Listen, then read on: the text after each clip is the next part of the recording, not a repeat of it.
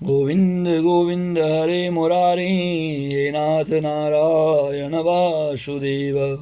गुरु ब्रह्मा गुरु विष्णु गुरुदेवो महेश्वरा, गुरु साक्षात् परम ब्रह्म तस्मै श्री गुरुभ्यो नमः। आइए पुरुषोत्तम मास का 29वां अध्याय इस प्रकार से।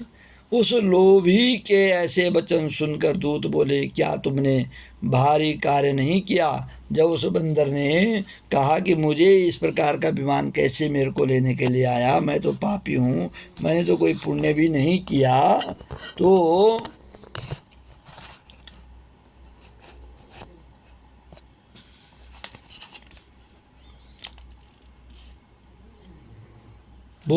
दूत बोले कि क्या तुमने कोई कार्य नहीं किया, कोई पुण्य का कार्य नहीं किया? हे प्रभु, सबसे उत्तम मास कैसे नहीं जाना?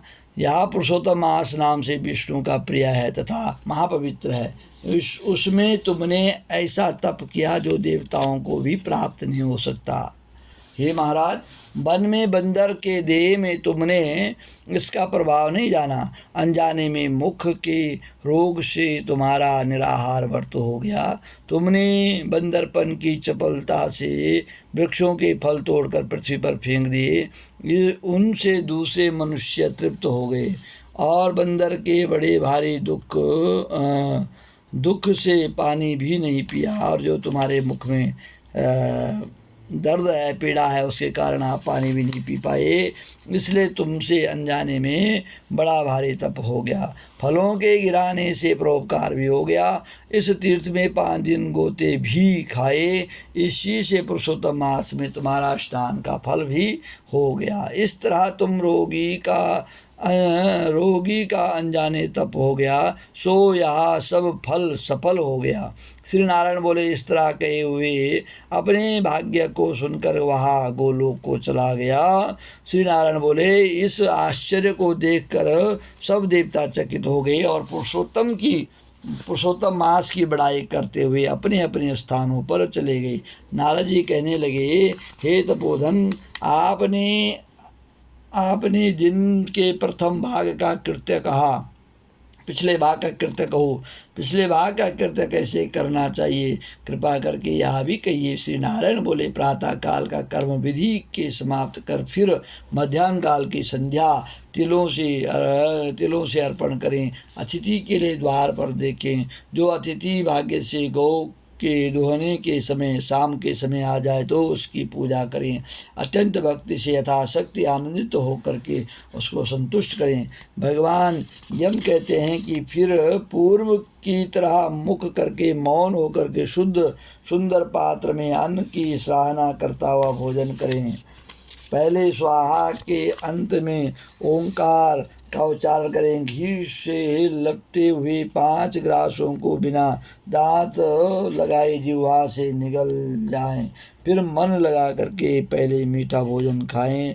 ब्राह्मण शास्त्र विरुद्ध अभक्ष्य भोजादि पदार्थों को न खाएं।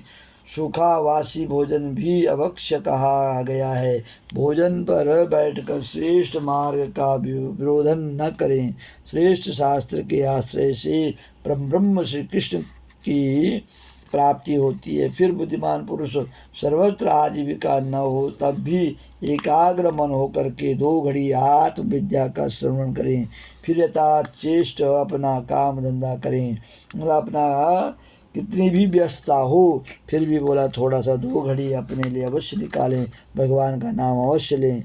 फिर यथाश्रेष्ठ अपना काम धंधा करते रहें। संपूर्ण सिद्धियों के देने वाले श्री कृष्ण चंद्र का नाम मन लगा करके ध्यान लगाएं, मंत्र का जाप करें।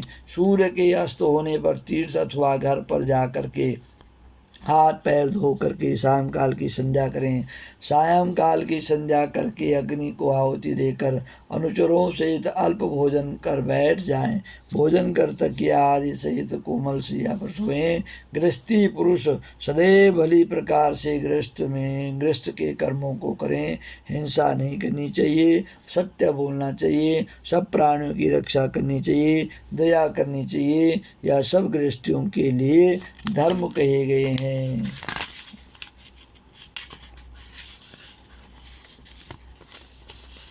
पुरुषोत्तम मास में निरंतर भगवान का स्मरण चिंतन करना चाहिए। श्री कृष्ण गोविंद हरे मुरारी, हे नाथ नारायण वासुदेव।